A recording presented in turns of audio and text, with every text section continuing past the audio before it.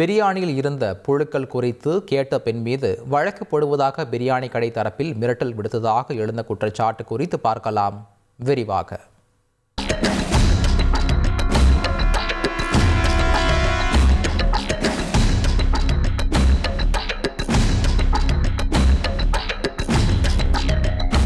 நீலகிரி மாவட்டம் கூடலூரில் உள்ள ஒரு ஹோட்டலில்தான் இந்த சம்பவம் அரங்கேறியுள்ளது.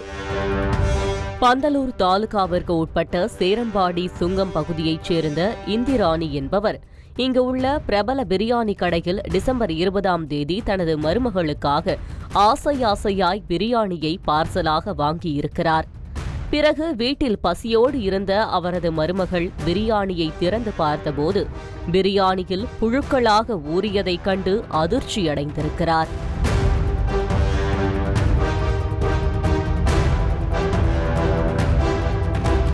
கூடலூர் போனாங்க, பிரியாணி வாங்கினோம். பிரியாணி வாங்கிட்டு 8 மணிக்கு போல் வீட்டுக்கு கொண்டு வந்து புல்லை வந்து பிரிச்சதுக்கு பின்னாடி சிக்கனில் இந்த சில்லி சிக்கனில் புழுகு கொட்டியாச்சு நாய்க்கு.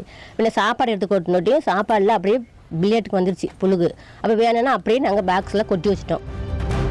தொடர்ந்து அந்த பிரியாணி பார்சலை எடுத்துக்கொண்டு போய் சம்பந்தப்பட்ட கடையில் ஒரே புழுக்களாக இருப்பதாக கூறி முறையிட்டு உள்ளார். இல்லை, அப்போ நான் என்ன கேனச்சா ஆள் பார்த்து சாப்பாடு கொடுக்குறியான்னு நான் கேட்டேன். கேட்டுட்டு பாத்திரத்தோட பிரியாணி பண்ணி டேபிளில் கொட்டி இறச்சாச்சு. இறச்சிட்டு கொடுங்க, கொட்ட வேண்டாம் கொடுங்களுக்கு எல்லாம் ஒரே சத்தம் போட்டுட்டையும். அப்போ நான் சொன்னேன், ஒரு 2 பசங்க இருந்துச்சு. அந்த பசங்க இருந்துச்சு, கடையை விட்டு வெளியே போ அப்படின்னுச்சு. நான் சொன்னேன், நான் இதுக்கு வெளியே போகணும், நீ யார் என்னையை வெளியே போக சொல்ல அப்படின்னு. அவங்க பக்கத்தில் இருந்தாங்க. அங்கே போய் உங்களுக்கு சந்தேகமாக நீங்கள் போய் கம்ப்ளைண்ட் கொடுங்கம்மா அப்படின்னாங்க. நாங்கள் போய் கம்ப்ளைண்ட் கொடுத்தோம். இது கூடலூரில் அவங்கள கூப்பிட்டுட்டு அந்த ஒரு அம்மா இருக்காங்க. அவங்க சொன்னாங்க, ஓ மேலே 10 லட்சத்துக்கு கம்ப்ளைண்ட் கொடுப்பேன். நான் சொன்னேன், நீங்களே போய் கொடுங்க அப்படின்ட்டு நான் வந்துட்டேன்.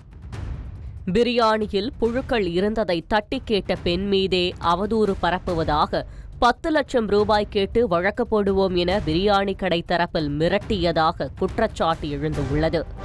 மாற்றி இன்றைக்கு பல இதே போல சம்பவங்கள் நடந்து வருகிறது.